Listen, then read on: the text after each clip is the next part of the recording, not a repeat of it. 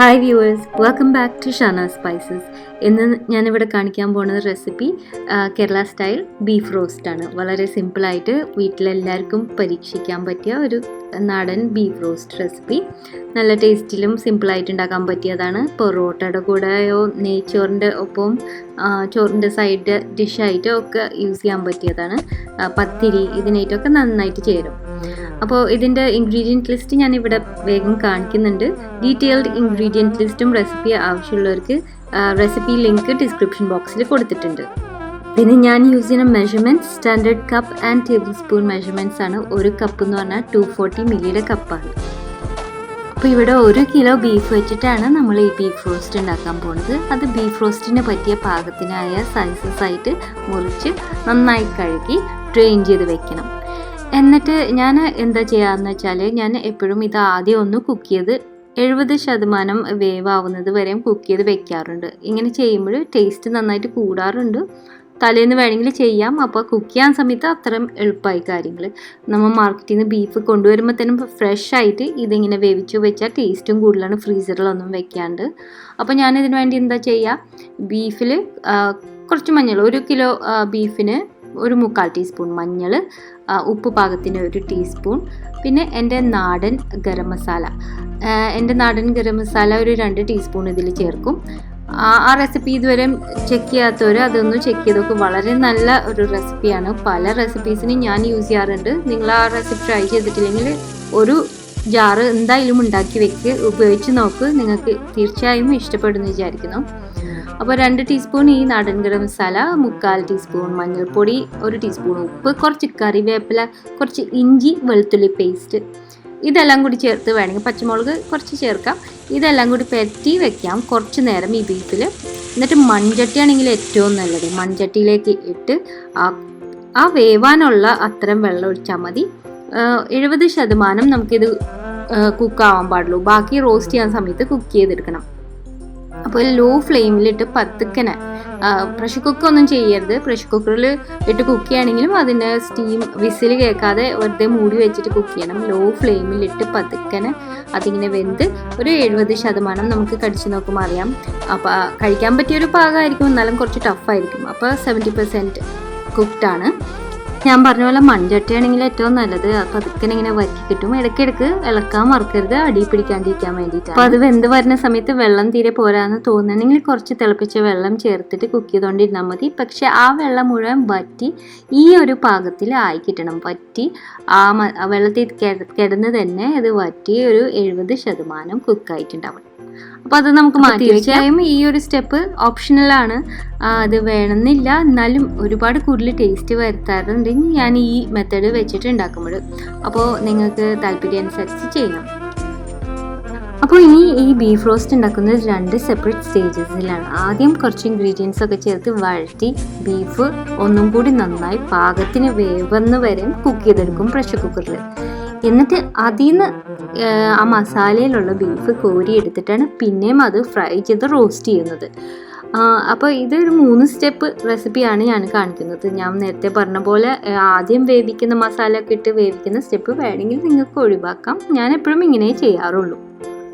അപ്പോൾ അടുത്തത് നമ്മുടെ ബീഫ് റോസ്റ്റ് ഉണ്ടാക്കാൻ വേണ്ടിയിട്ട് ആദ്യത്തെ മസാല ഉണ്ടാക്കുന്ന സ്റ്റെപ്പാണ് കാണിക്കുന്നത്. ഇതിനു വേണ്ടി ആവശ്യമുള്ളതാണ് ചുവന്നുള്ളി നല്ലോണം വേണം കേട്ടോ. ഒരു നല്ല വലിയ കപ്പ് ചുവന്നുള്ളി ചതച്ച് വെക്കാം.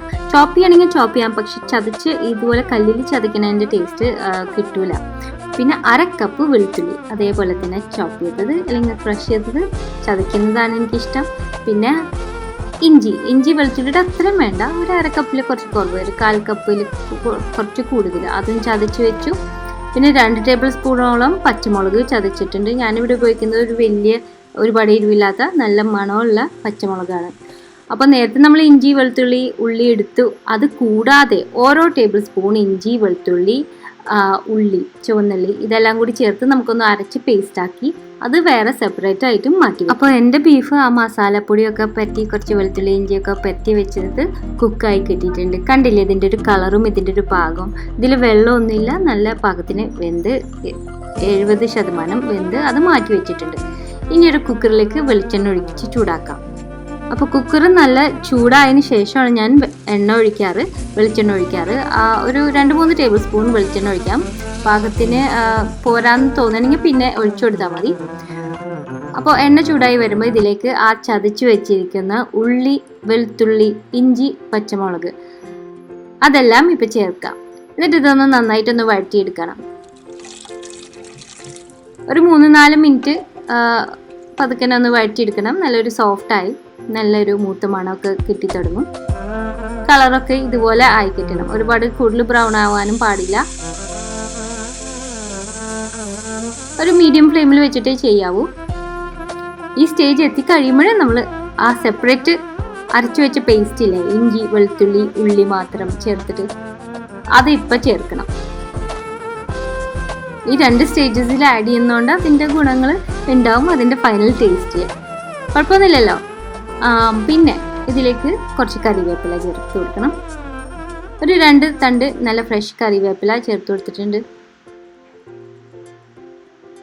അതും ചേർത്ത് കറിവേപ്പിലയുടെ നല്ല മണം കിട്ടി തുടങ്ങി. അപ്പോൾ ഞാൻ ഇതിലേക്ക് ഒരു വലിയ ടൊമാറ്റോ ചോപ്പ് ചെയ്തത്, ചെറിയ ടൊമാറ്റോ ആണെങ്കിൽ 2 എണ്ണം ചേർത്ത് കൊടുക്കാം. ഇനി ടൊമാറ്റോ ആഡ് ചെയ്ത് ആ ടൊമാറ്റോ പാകത്തിന് ഉടഞ്ഞ് ചേർന്ന് വരുന്ന വരെ ഇത് കുക്ക് ചെയ്തെടുക്കണം. അപ്പോഴേക്കും ആ ഇഞ്ചി വെളുത്തുള്ളി ഒന്നും കൂടി നന്നായി വഴറ്റി വരെയും ചെയ്യും.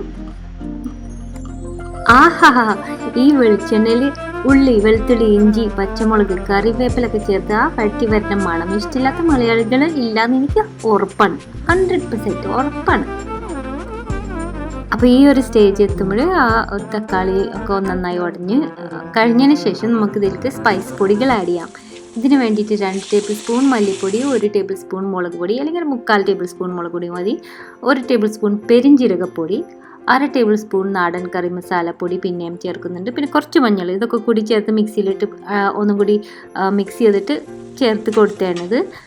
അപ്പോൾ നമ്മൾ ആദ്യം കുക്ക് ചെയ്ത ബീഫാണെങ്കിൽ അതിൽ മഞ്ഞൾപ്പൊടി ആവശ്യത്തിന് ഇട്ടിരുന്നു, അതുകൊണ്ട് ഇതിൽ കൂടുതലിടണ്ട. എല്ലാന്നുണ്ടെങ്കിൽ ബീഫ് നേരെ ഇടുകയാണെങ്കിൽ കുറച്ചും കൂടി മഞ്ഞൾ വേണം, ഒരു 1.5 ടീസ്പൂണോളം മഞ്ഞൾപ്പൊടി വേണ്ടി വരും. പൊടികളൊക്കെ ചേർത്തതിന് ശേഷം ഒരു മീഡിയം ഫ്ലെയിമിലേക്ക് ആക്കാം. എന്നിട്ട് നന്നായിട്ടൊന്ന് മിക്സ് ചെയ്ത് കൊടുക്കാം. അപ്പോൾ കുക്കറിന് നല്ല ചൂടുണ്ടാകും, അതുകൊണ്ട് കുറച്ച് വെള്ളം തെളിച്ച് കൊടുക്കണം. അത് എപ്പോഴും നല്ലതാണ്. അല്ലെങ്കിൽ പൊടികളിങ്ങനെ അടി പിടിച്ച ഒരു മണം വരും ബീഫ് റോസ്റ്റിന്, അത് പ്രത്യേകിച്ചും ശ്രദ്ധിക്കണം. അപ്പോൾ വെള്ളം തെളിച്ച് നന്നായിട്ടൊന്ന് മിക്സ് ചെയ്ത് കൊടുക്കാം, കുക്ക് ചെയ്ത് കൊടുക്കാം. ആ മല്ലിപ്പൊടിയുടെ ഒക്കെ ആ ഒരു കുത്ത് മണം ഉണ്ടാവും, പച്ച മണം, അതൊക്കെ മാറി കിട്ടണം. പതുക്കനെ ലോ ഫ്ലെയിമിൽ വെച്ചിട്ട് ഒരു 1 മിനിറ്റ് 2 മിനിറ്റ് വരെയും പതുക്കനെ ഒന്ന് കുക്ക് ചെയ്തെടുക്കാം. അപ്പോൾ പതുക്കനെ ആ പച്ച മണമൊക്കെ ഒന്ന് മാറി, മല്ലിയുടെ ഒക്കെ ഒരു കുത്ത് മണം അതൊക്കെ മാറി നല്ലൊരു മണം വന്ന് തുടങ്ങും, മൂത്ത മണം. ആ സമയത്ത് നമുക്ക് ബീഫ് ആഡ് ചെയ്ത് കൊടുക്കാം. ബീഫ് ഒരു 70% കുക്ക് ചെയ്ത ബീഫാണ്, ഞാൻ നേരത്തെ പറഞ്ഞ പോലെ. അപ്പോൾ ഇതൊരു 50% കുക്ക് ചെയ്ത ബീഫായാലും കുഴപ്പമില്ല, കാരണം ഈ സ്റ്റേജിലാണ് നമ്മൾ പ്രഷർ കുക്ക് ചെയ്തിട്ട് ബീഫ് പാകത്തിന് വേവിച്ചെടുക്കുന്ന സ്റ്റേജ്. 70% കുക്ക് എന്ന് പറഞ്ഞാൽ കടിക്കുമ്പോൾ നല്ല ഉറപ്പായിരിക്കും, കുറച്ച് ഹാർഡായിരിക്കും, നല്ലോണം ചവക്കേണ്ടി വരും, അത്ര സുഖം ഉണ്ടാവില്ല കഴിക്കാൻ. പക്ഷെ വെന്തിട്ടുണ്ടാവും, പാകത്തിന് കഴിക്കാൻ പാകത്തിന് ആയിട്ടുണ്ടാവും. അപ്പോൾ ഈ ബീഫ് ഇപ്പം ചേർത്ത് കൊടുത്ത് ഇനി ഇത് കുറച്ച് വെള്ളം ഒഴിച്ചു കൊടുക്കും. ഈ ബീഫ് ഒന്ന് ഫുള്ളായിട്ട് 100% വേവാവുന്ന വരെ കുക്കാവാൻ വേണ്ടിയിട്ട് മാത്രം ആവശ്യമുള്ള വെള്ളം തീരെ കൂടി പോകാൻ പാടില്ല, കാരണം ഇത് മുഴുവൻ വറ്റി വരണം. പിന്നെ ഈ മസാല ചേർത്ത് വറ്റി വരണം. അപ്പോൾ ഞാൻ എന്താ ചെയ്യണം, കുറച്ച് വെള്ളം ഒഴിച്ചിട്ട് പ്രഷർ കുക്ക് ചെയ്യാൻ പോവുകയാണ് ഇനി. അപ്പോൾ നിങ്ങളുടെ ബീഫിൻ്റെ വേവ് അനുസരിച്ചിട്ട് വേണം ഈ സ്റ്റേജിൽ പ്രഷർ കുക്ക് ചെയ്യാൻ. അപ്പോൾ നമുക്കതിൻ്റെ അളവ് കറക്റ്റ് പറഞ്ഞു തരാൻ പറ്റില്ല, നിങ്ങളുടെ ബീഫ് അനുസരിച്ചിട്ട് വേണം ചെയ്യാൻ. കുറച്ച് ഉപ്പ് ഈ സമയത്ത് ആഡ് ചെയ്യാം, ആ മസാലയ്ക്ക് വേണ്ടിയിട്ടുള്ള ഉപ്പ്. നേരത്തെ നമ്മൾ ഉപ്പ് ചേർത്തിരുന്നു. ഇനി വെള്ളം ചേർക്കുന്നു, എന്നിട്ട് കുക്കർ അടച്ചിട്ട് ഈ ബീഫ് നല്ല സോഫ്റ്റ് ആൻഡ് ടെൻഡർ ആവണ വരെയും നമുക്ക് കുക്ക് ചെയ്തെടുക്കാൻ പോവുകയാണ്. ഇനി നമ്മൾ ഓർക്കാനുള്ളത്, ഇത് കഴിഞ്ഞിട്ടാണ് റോസ്റ്റ് ചെയ്യുന്നത്, എണ്ണയിലിട്ട് ഫ്രൈ ചെയ്ത് റോസ്റ്റ് ചെയ്യുന്ന സ്റ്റേജ്. അപ്പോൾ ആ സ്റ്റേജിനും കൂടി കരുതിയിട്ട് വേണം ഇപ്പോൾ കുക്ക് ചെയ്തെടുക്കാൻ. നല്ല ടെൻഡർ ആയിരിക്കണം, നല്ല ഉടഞ്ഞു പോകരുത് ബീഫ്, പ്രത്യേകിച്ചും ശ്രദ്ധിക്കുക. അപ്പോൾ ഇവിടെ എൻ്റെ ബീഫ് നല്ല വേവുള്ള ബീഫ് തന്നെയാണ്. അത് പ്രഷർ കുക്കറിൽ എനിക്ക് 12 സ്റ്റീം വേണ്ടി വന്നു ഈ ഒരു സ്റ്റേജ് എത്താൻ, നല്ല പാകത്തിന് വെന്ത് കിട്ടാൻ വേണ്ടിയിട്ട്. അതിനനുസരിച്ചിട്ടുള്ള വെള്ളമാണ് ചേർക്കേണ്ടത്. അപ്പോൾ അതാണ് ഞാൻ പറഞ്ഞത്, നിങ്ങളുടെ ബീഫ് അനുസരിച്ചിട്ട് വേണം അത് നോക്കാൻ. അപ്പോൾ ഈ ബീഫ് കുക്കായി കിട്ടിയിട്ടുണ്ട്. ഇത് ഇനി തുറന്നിട്ട് ആ ഗ്രേവിയും കൂടി ഒന്ന് വറ്റി തീരുന്ന വരെ ഒന്നും കൂടി കുക്ക് ചെയ്തെടുക്കാൻ പോവുകയാണ്.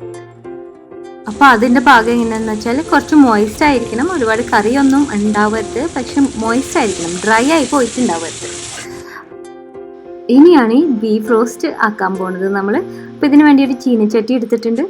ഇതിലേക്ക് 2-3 ടേബിൾ സ്പൂൺ വെളിച്ചെണ്ണ ഒഴിച്ച് ചൂടാക്കാം. എന്നിട്ട് ഇതിലേക്ക് ചേർക്കുന്നത് 2 സവാള സ്ലൈസ് ചെയ്തത്, 2 ടേബിൾ സ്പൂൺ വെളുത്തുള്ളി സ്ലൈസ് ചെയ്തത്, 1 ടേബിൾ സ്പൂൺ ഇഞ്ചി, 1-2 ടേബിൾ സ്പൂൺ പച്ചമുളക്, ഇതൊക്കെ ചേർത്ത് നന്നായി വഴറ്റിയെടുക്കാം. ഇത് കുറച്ച് സമയം എടുത്ത് വഴറ്റിയെടുക്കണം. ആ സവാള നല്ലതായിട്ട് വഴറ്റിയിട്ടില്ലെങ്കിൽ ബീഫ് റോസ്റ്റിന് ഒരു മധുര ചുവ ഉണ്ടാവും.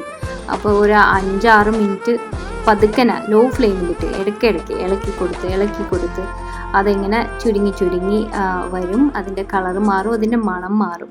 അപ്പോൾ നമുക്കതിൻ്റെ ഒരു പാകം മനസ്സിലാവും. കളറ് കണ്ടാൽ ആയി വരുമ്പോൾ നമുക്ക് ഇതിലേക്ക് 2-3 തണ്ട് കറിവേപ്പില ഇട്ട് കൊടുക്കാം.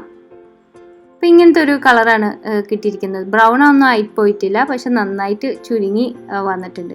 ഇപ്പം നമ്മൾ ആ മസാലയിൽ നിന്ന് ആ ബീഫ് കുക്കറിൽ നിന്ന് എടുത്തിട്ട് ഇതിലേക്ക് ആഡ് ചെയ്ത് കൊടുക്കണം. ഈ സമയത്ത് ഫ്ലെയിം നന്നായിട്ട് കൂട്ടി വെക്കണം. എന്നിട്ട് നന്നായി ഫ്രൈ ചെയ്തെടുക്കണം. നന്നായിട്ട് സമയം എടുത്തിട്ട് ഫ്രൈ ചെയ്തെടുക്കണം. ഒരു 5 മിനിറ്റ് നന്നായി ഇളക്കി ഫ്രൈ ചെയ്തെടുക്കണം. അപ്പോഴാണ് ആ ബീഫ് റോസ്റ്റിൻ്റെ ടേസ്റ്റ് വരുള്ളൂ. എന്നിട്ട് ഏറ്റവും ഒടുവിൽ നമുക്ക് ഇതിൽ കുരുമുളക് ആഡ് ചെയ്ത് കൊടുക്കാം. അപ്പോൾ മുളക് പൊടി ചേർത്തതിൻ്റെ എരിവൊക്കെ നോക്കിയിട്ട് വേണം കുരുമുളക് ചേർത്ത് കൊടുക്കാൻ. പക്ഷേ ഏറ്റവും അവസാനം ഈ കുരുമുളക് ആഡ് ചെയ്യുമ്പോൾ നല്ല ടേസ്റ്റാണ് ബീഫ് റോസ്റ്റിന് എപ്പോഴും. അതും ഈ സ്റ്റേജിൽ ഏറ്റവും അവസാനം ആഡ് ചെയ്യുന്നതാണ് ഏറ്റവും ടേസ്റ്റ്.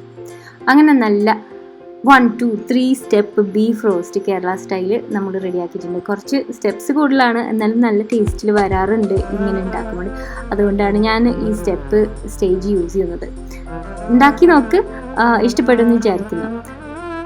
പത്തിരി, ചപ്പാത്തി, പൊറോട്ട, നെയ്ച്ചോറ് ഇതിൻ്റെയൊക്കെ കൂടെ നല്ലതായിട്ട് ചേരും. ഉണ്ടാക്കി നോക്കിയാൽ വിവരമായിരിക്കണം. അടുത്ത പ്രാവശ്യം നല്ലൊരു റെസിപ്പി ആയിട്ട് വരുന്നത് വരെ thanks for watching and bye from Shana.